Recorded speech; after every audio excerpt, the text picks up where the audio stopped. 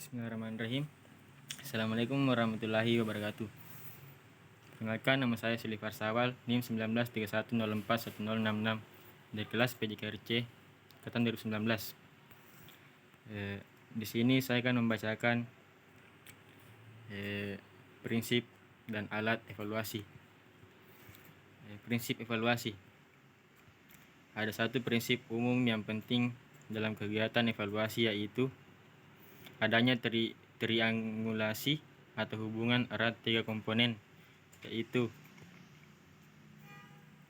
tujuan pembelajaran, 2. kegiatan pembelajaran atau KBM, dan evaluasi. Hubungan antara tujuan dengan KBM: kegiatan belajar mengajar yang dirancang dalam bentuk mengajar. Rencana mengajar disusun oleh guru dengan mengacu pada tujuan yang hendak dicapai. Dengan demikian, anak panah yang menunjukkan hubungan antar keduanya mengarah kepada tujuan, dengan makna bahwa KBM mengacu pada tujuan, tetapi juga mengarah dari tujuan ke KBM, menunjukkan langkah dari tujuan dilanjutkan pemikirannya ke KBM. Hubungan antara tujuan dengan evaluasi adalah kegiatan pengumpulan data untuk mengukur sejauh mana tujuan sudah tercapai. Dengan makna demikian, maka anak panah berasal dari evaluasi menuju ke tujuan.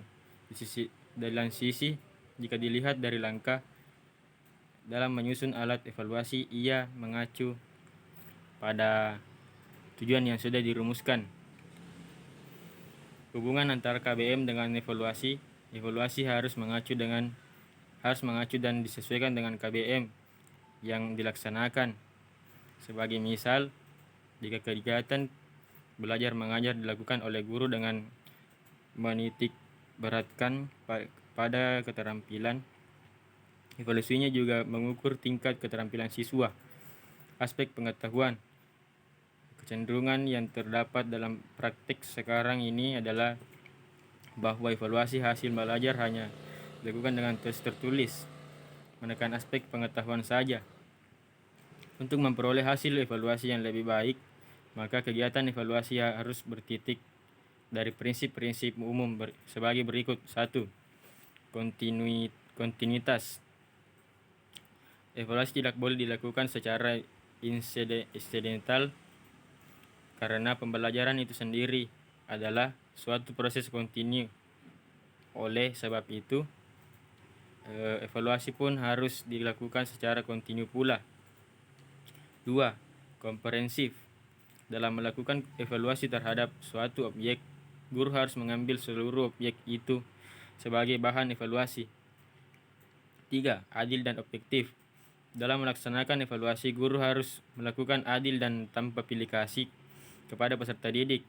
Guru juga hendaknya bertindak secara objektif apa adanya sesuai dengan kemampuan peserta didik. 4. Kooperatif. Dalam kegiatan evaluasi, hendaknya guru bekerja sama dengan semua pihak, seperti orang tua peserta didik, sesama guru, kepala sekolah, termasuk dengan peserta didik itu sendiri. 5. Praktis. Praktis mengandung arti mudah digunakan baik oleh guru itu sendiri yang menyusun alat evaluasi maupun orang lain dengan yang menggunakan alat tersebut. Menurut Sudijono 2001 31-33, evaluasi hasil belajar dikatakan terlaksana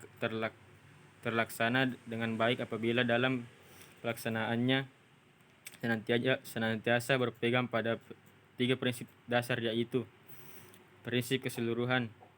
Prinsip keseluruhan dikenal dengan istilah prinsip komprehensif. Prinsip komprehensif dikatakan terlaksana dengan baik apabila evaluasi tersebut dilaksanakan secara bulat atau menyeluruh.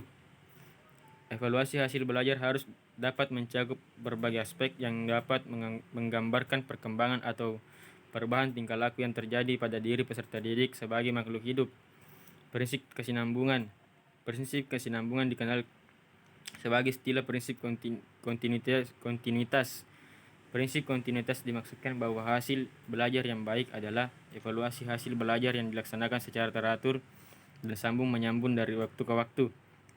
Evaluasi hasil belajar dilaksanakan secara berkesinambungan agar pihak evaluator dapat memperoleh kepastian dan kemantapan dalam menentukan langkah-langkah atau merumuskan kebijaksanaan untuk masa depan serta memperoleh informasi yang dapat memberikan gambaran mengenai kemajuan atau perkembangan serta didik. Prinsip objektivitas mengandung makna bahwa evaluasi hasil belajar dapat dinyatakan sebagai evaluasi yang baik apabila dapat terlepas dari faktor-faktor yang sifatnya subjektif. Alat evaluasi. Alat adalah sesuatu yang dapat digunakan untuk mempermudah seseorang dalam melaksanakan tugas atau mencapai tujuan secara lebih efektif dan efisien. Kata alat biasa disebut juga dengan istilah instrumen. Alat evaluasi juga dikenal dengan instrumen evaluasi.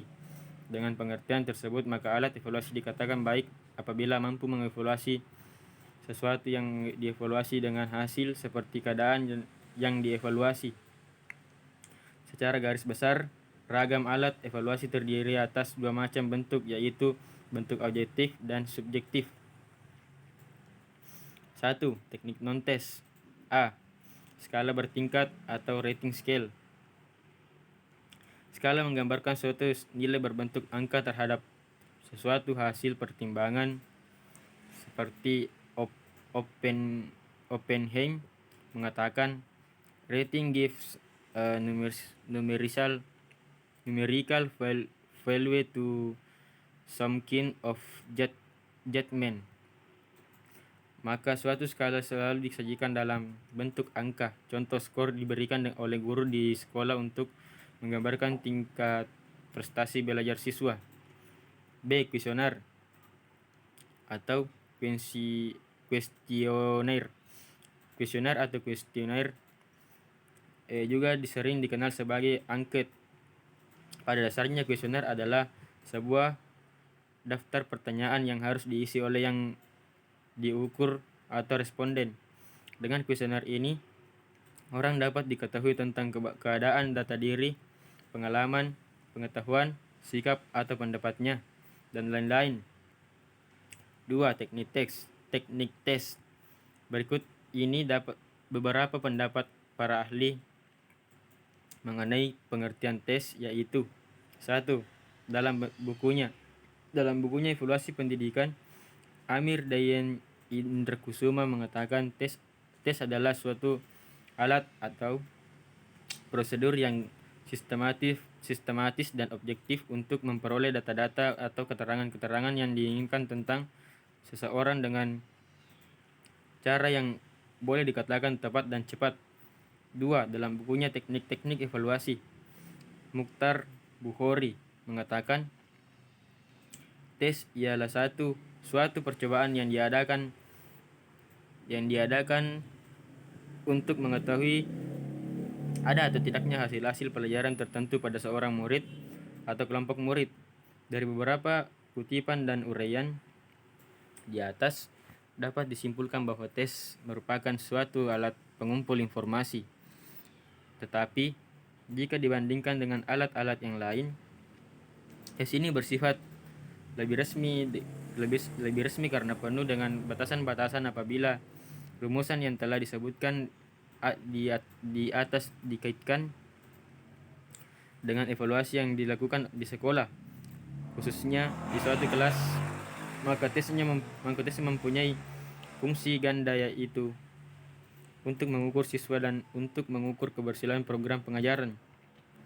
Untuk keperluan evaluasi progres belajar mengajar, dapat digunakan tes yang telah distandarisasikan maupun tes buatan guru. Tes terutama digunakan untuk menilai kemampuan siswa yang mencakup pengetahuan dan keberhasilan sebagai hasil kegiatan belajar mengajar. Ditinjau dari segi pelaksanaan terdiri dari 1. Tes tertulis atau written test. 2. Tes lisan. 3. Tes sumatif. Sekian dan terima kasih. Assalamualaikum warahmatullahi wabarakatuh.